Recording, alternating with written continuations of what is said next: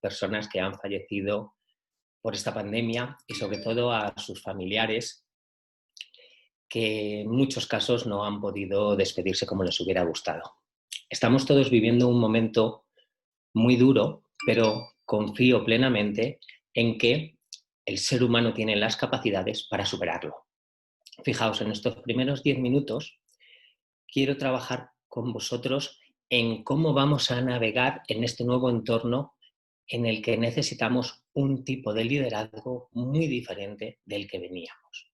Y lo primero que os voy a pedir es que, por favor, crucéis los brazos y que ahora lo hagáis al revés. Es decir, el brazo que estaba debajo lo pongáis arriba. Muy bien. Si yo os pregunto cuál de las dos posiciones os parece más difícil, probablemente me vais a decir que la segunda. ¿Cuál es la razón para esto? La razón es que no estamos habituados a cruzar los brazos de esta manera. Con el liderazgo nos va a pasar exactamente lo mismo. No estamos acostumbrados a liderar este nuevo entorno que es completamente desconocido para nosotros. Fijaos, la RAE define la palabra liderar como ponerse a la cabeza de un grupo, de un partido político o incluso de una competición. Este tipo de líder ya no nos sirve. El líder héroe, que nos salvaba a todos, que nos daba soluciones de todo lo que nos estaba ocurriendo, se ha quedado obsoleto. Necesitamos un nuevo tipo de líder, el líder transformador. ¿Por qué? Porque transforma la manera de actuar de los equipos. Transforma el entorno para que se consigan los equipos dar lo mejor de sí mismos. En este entorno de seguridad, el equipo se va a atrever.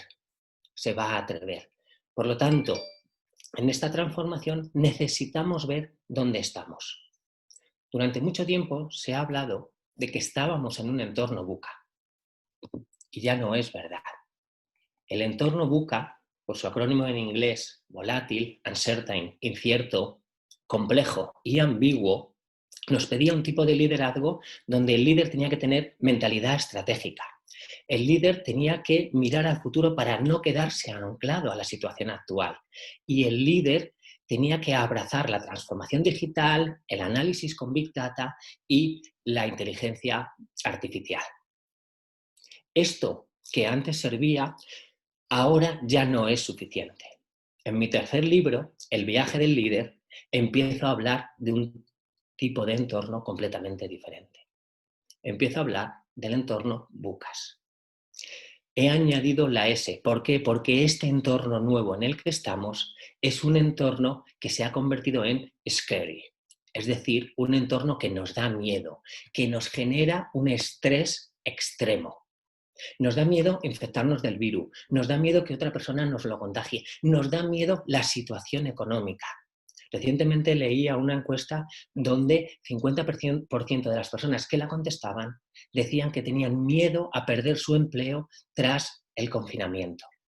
Hoy salía en España la encuesta de población activa y se está viendo que se van a perder muchos empleos. Cuando el ser humano se enfrenta al miedo, cuando tiene ese miedo, una de las cosas que nos pasa es que perdemos el foco. Nos desenfocamos porque nos encontramos perdidos. Es el momento de los líderes. Es el momento en el que el líder tiene que darse cuenta de que debe de poner foco en el equipo y dar a ese equipo el foco necesario para avanzar en este entorno tan complicado en el que nos encontramos. ¿Mi propuesta cuál es? Mi propuesta es que nos focalizamos en dos líneas de actuación principales. La primera, la innovación, y la segunda, la excelencia. ¿Cómo lo va a hacer el líder? A través de generar un contexto de aprendizaje, donde el equipo siente que puede crecer, siente que puede probar nuevas cosas porque tiene la oportunidad para hacerlo.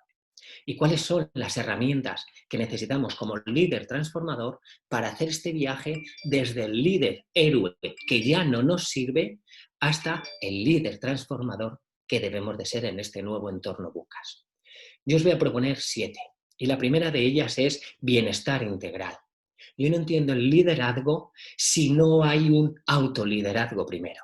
El liderazgo nace de dentro. Debemos ser capaces de gestionar nuestras emociones, de gestionar las adversidades, gestionar los cambios, nuestro estrés, nuestros miedos. Y desde ahí seremos capaces de liderar a otros. Aquí la pregunta que te tienes que hacer es, ¿cómo estoy de preparado física y psicológicamente para afrontar este entorno en el que ya estamos, entorno Bucas? Segunda parada de nuestro viaje, pensar de modo diferente. Las soluciones que hacíamos antes probablemente ya no nos sirven.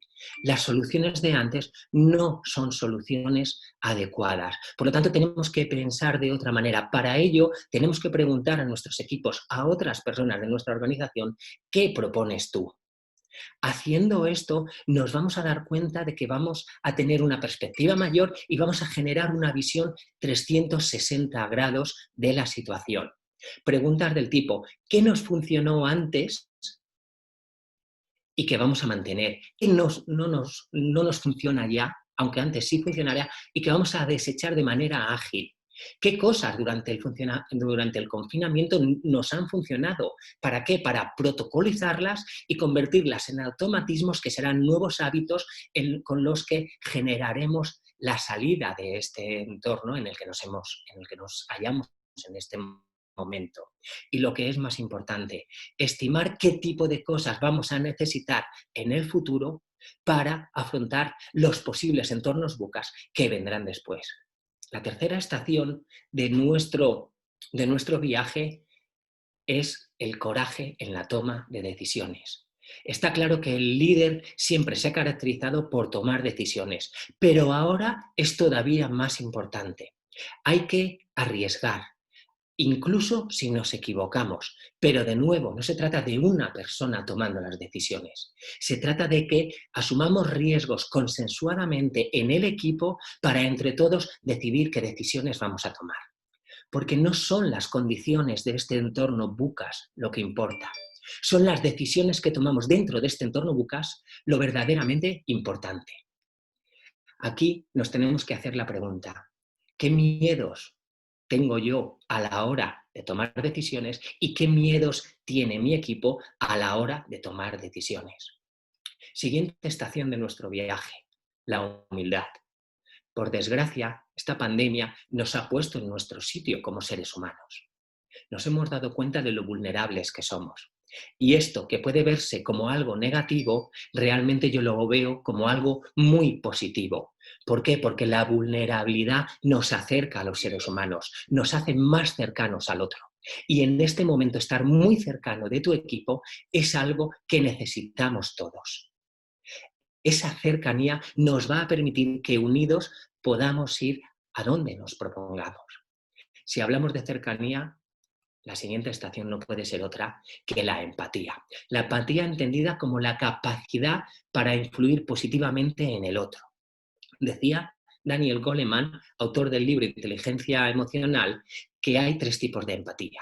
La empatía cognitiva, en la que yo entiendo cómo piensas y me adapto a tus pensamientos.